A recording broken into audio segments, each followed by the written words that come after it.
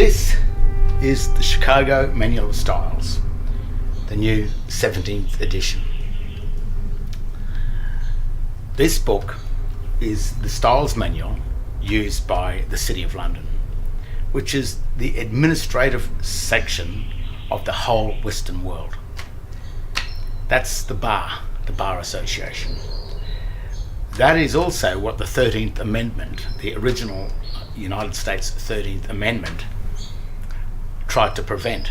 It was removed roughly 200 years ago. And it said that no lawyers from the bar were allowed to be a part of the United States Constitution. And that's understandable, because a lawyer has sworn an oath to a foreign deity, which is the City of London.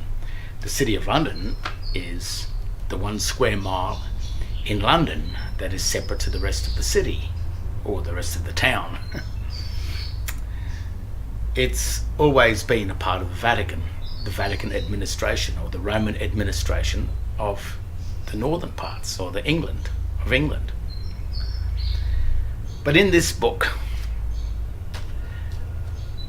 is the key to the absolute fraud, the absolute lie that has been told to us.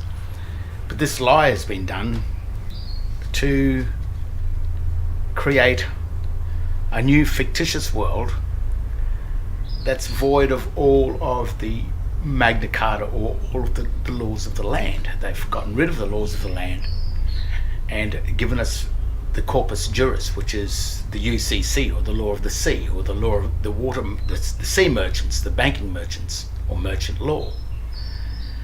And what they've done is they didn't replace the land law. What they really did is just tricked you from leaving the laws of the land and entering into these trusteeships, this world of shipping on the sea. Interesting, on page 666 of this book is probably the biggest key to this whole fraud, and it's what we've narrowed this this fraud down to. This is page 666 of the Chicago Manual of Styles, 17th edition. But before we go to page 666, because there's 3 words up the top here, 3 lines, that is probably the most important of the destruction of the City of London. It's on these 3 lines.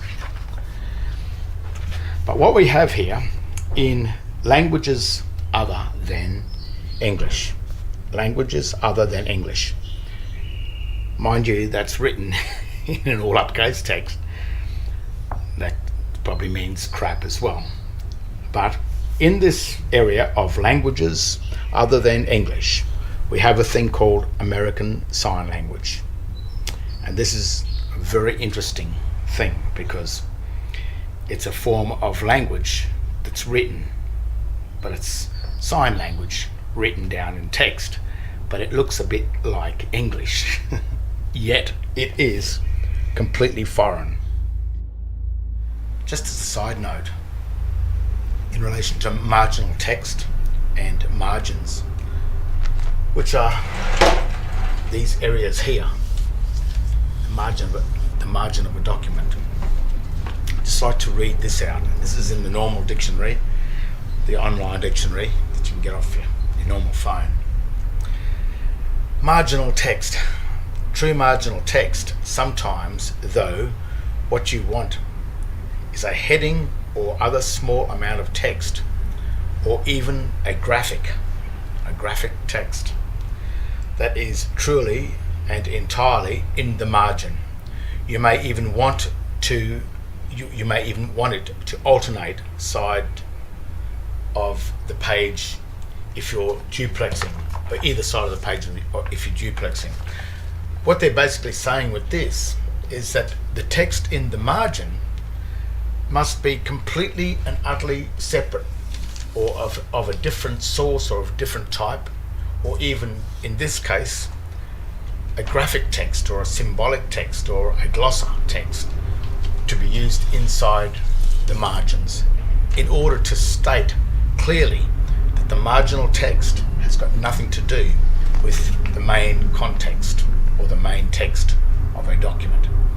So what's happening in the margin is basically the administrative area of a page, which is interesting because if they are usurping marginal text such as this all uppercase D-based Latin or Row language or a foreign language from the main text, if it is appearing inside the text, then it's the grammatical eye that will detect that someone is trying to bring the marginal text into the main part of the document, which is it might be a deliberate trick that they're doing. The word marginal is interesting too, of empty space at the top of a page with no headings, with no headers in it. Marginal, manic, dear marginal. Think of it this way. This margin is by definition the part of a page outside the main body of text. So it's got nothing to do with the main body of the text, it's outside. The running head, again by definition, is not part of the main body of text. So if you've got marginal text or a language that's being used in the margins of the document, and you find it in the main part of the document, such as father of child, previous children of father, children dead, child, certificate of birth, even in here where it's important, where if you break the law it's 3 years imprisonment, the 3 years has been glossed into a marginal text, and what it's saying is it's been removed from there. So it's become, the 3-year punishment is a fiction.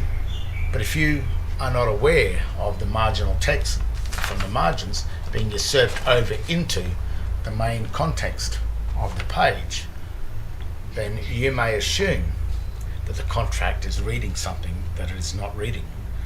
Now you might say, well, why are they doing this? Why are they bringing this text from the margin over into the main body of the type of the text? And it may be because they are covering their own arse, so to speak. What they're doing is they're creating a fictitious document. It's fiction from the very beginning, and it's only your belief that you believe it's real, and that's where the consent comes from. So you're consenting to the fiction, but the reason why you're consenting to the fiction is because your grammatical ability to figure out what's going on with these documents may be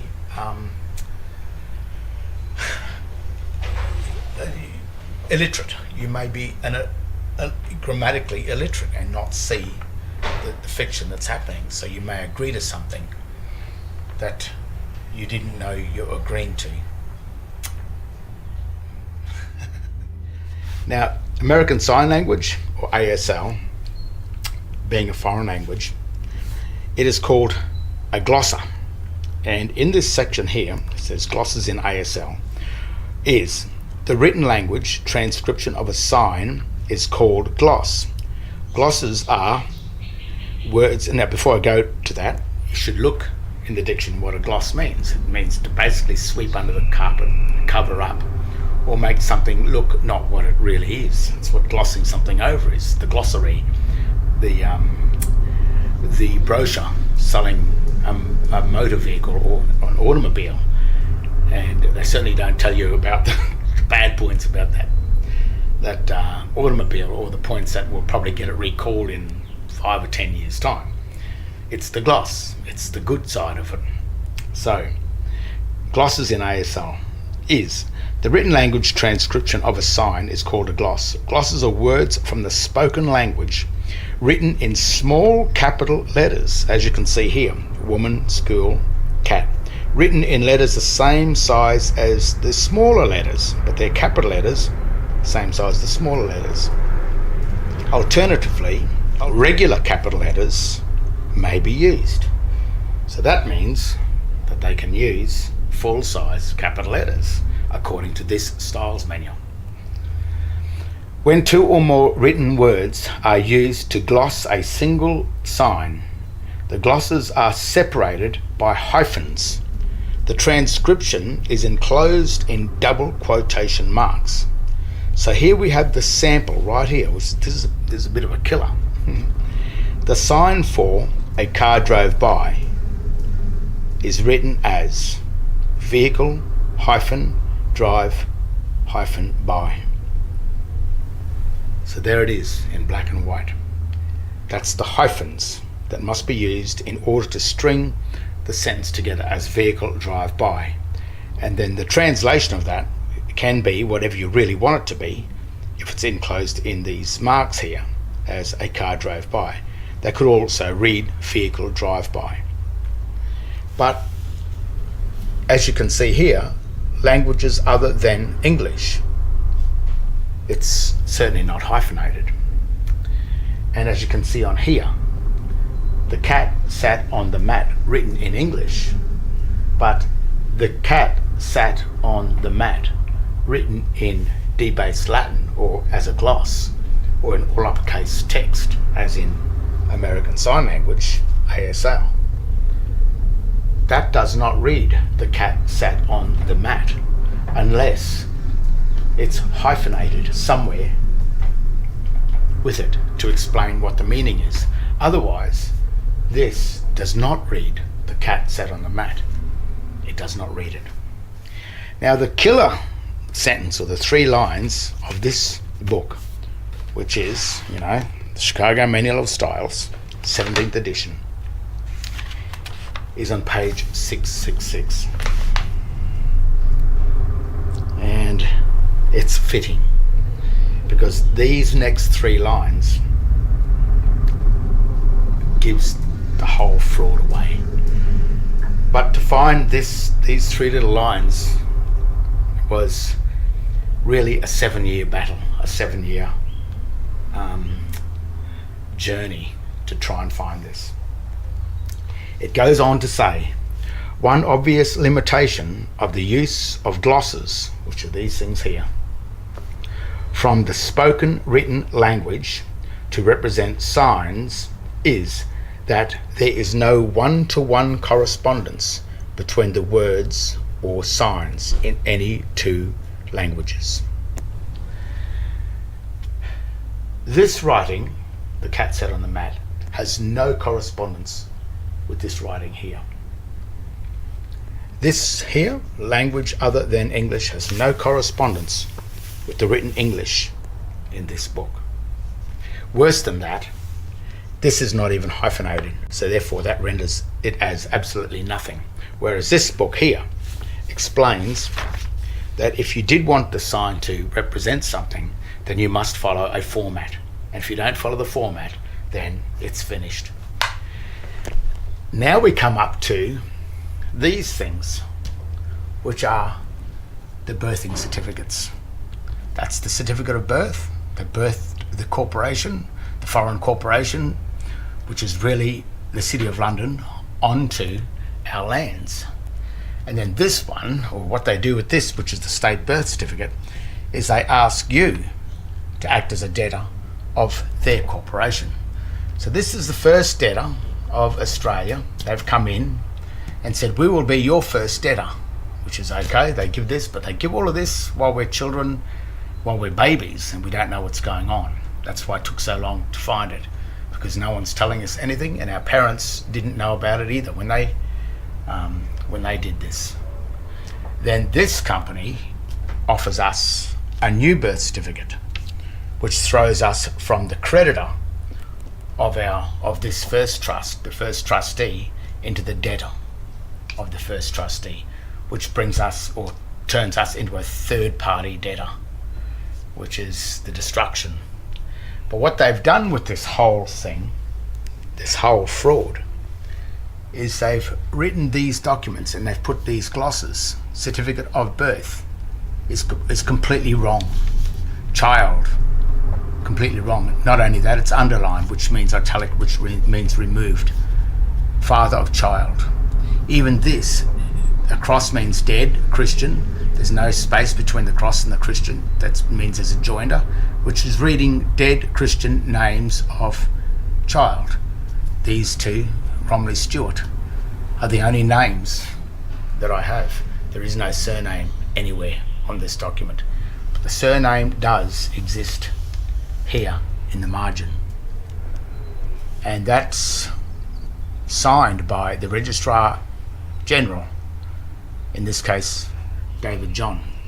He's the first debtor of every person born on Australia.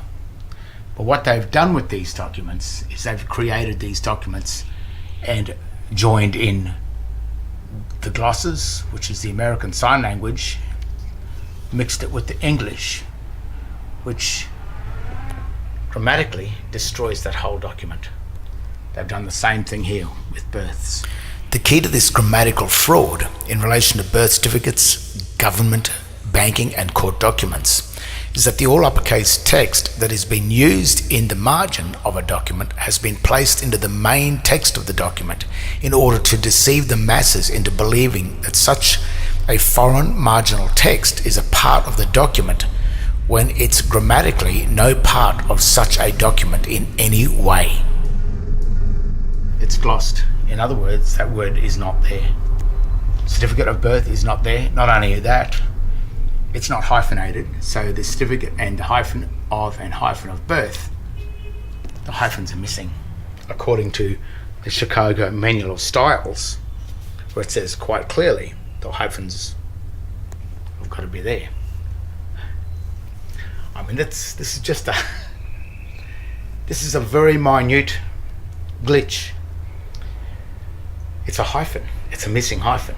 And how could a missing hyphen destroy the City of London? Well, the City of London offered us a fraud in the first place. It was always a fraud. They knew it was a fraud. But they offered this to have freedom from the laws of the land, which is the Magna Carta, and to enter us into the corpus juris, which is really what the UN and the EU, the United Nations and the European Union, are operating under now. They're operating under this law of the sea called the corpus juris. But to get us to get into this corpus juris, we had to leave the land. We had to leave our common law standing, our birthright, and enter into one of their trusteeships. This book and the City of London, they are the sea merchants, the banking merchants, the money merchants. These are the laws of how the money merchant works. And they had to get us to leave the land and enter into the sea. The first of the United States, or the first of the American pioneers, probably tried to escape the European French banking control. That's probably why they did it. But 200 years ago, or roughly 200 years ago, the most important part of that constitution was removed in order to usurp the foreign bankers, the sea merchants, the banking merchants, the UCC, the corpus juris, the law of the sea, piracy. They had to usurp that onto the lands of America because it had become the land of the free. So they had to stop that.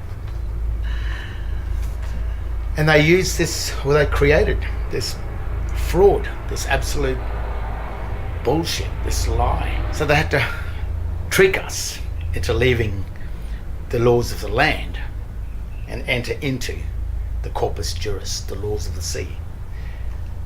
And that's how they did it, with this dirty trick, to trick us into believing that this all uppercase text written on documents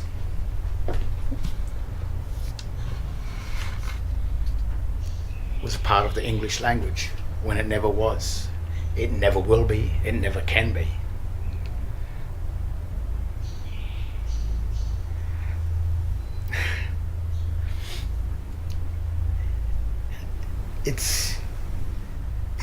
It's a lie.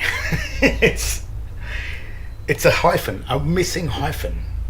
It's boiled down to, that's all it was.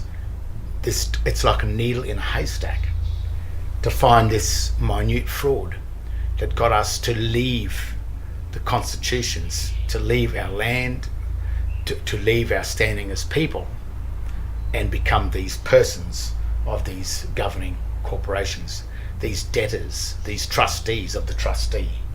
And that's all that's happened. All done by a small, dirty, grammatical trick. Nearly 2,000 years ago. It's a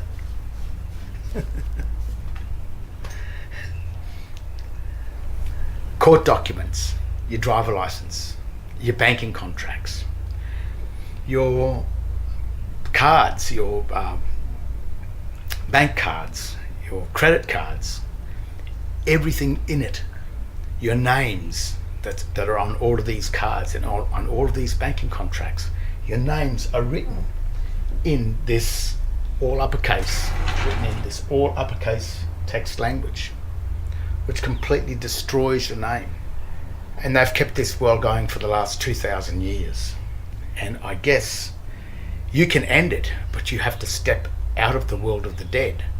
You have to let go all of those legal titles, and you have to come back to the Christian name that is the only true, real name that exists. It's the only name on your birthing certificates, even though they're fraud. That's all you've got.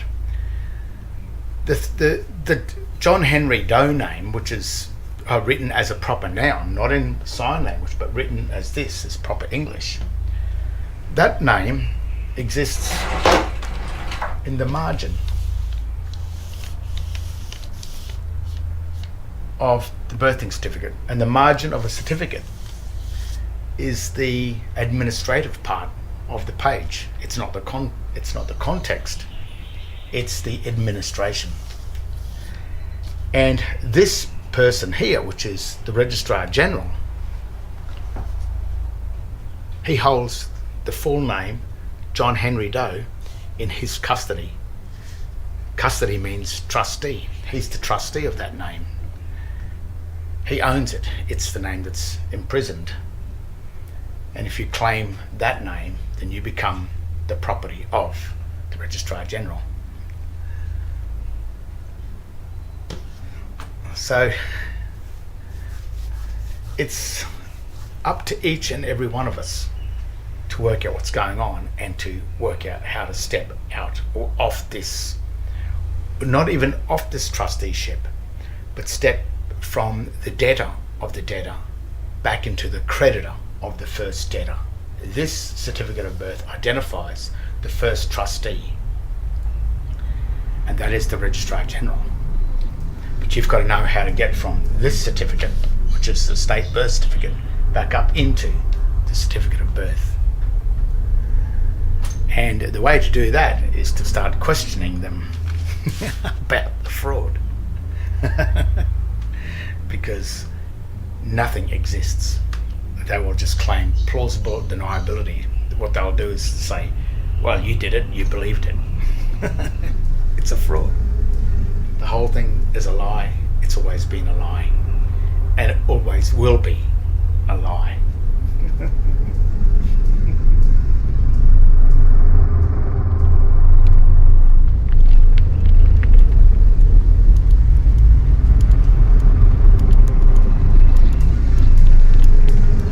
Purgatory existing in the margin of the covenant.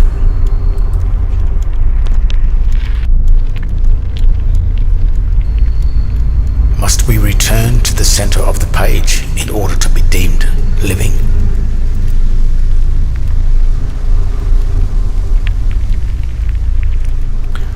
Are we all governed by the four corners of the flat universe of paper, the flat world of written contracts where grammar is the master?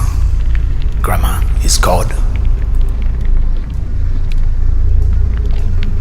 There are two worlds, two jurisdictions, the house of life and the house of knowledge.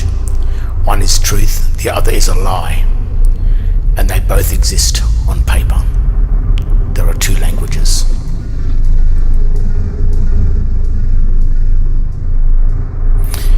don't know the difference between the language of the creditor, the tree of life, and the language of the debtor, the tree of death, you may claim the name of the office of the debtor as your name and never return to the office of the creditor, leaving your birthright title as assumed dead, lost at sea, and salvaged by the private foreign commercial banking administration serpent, never to return.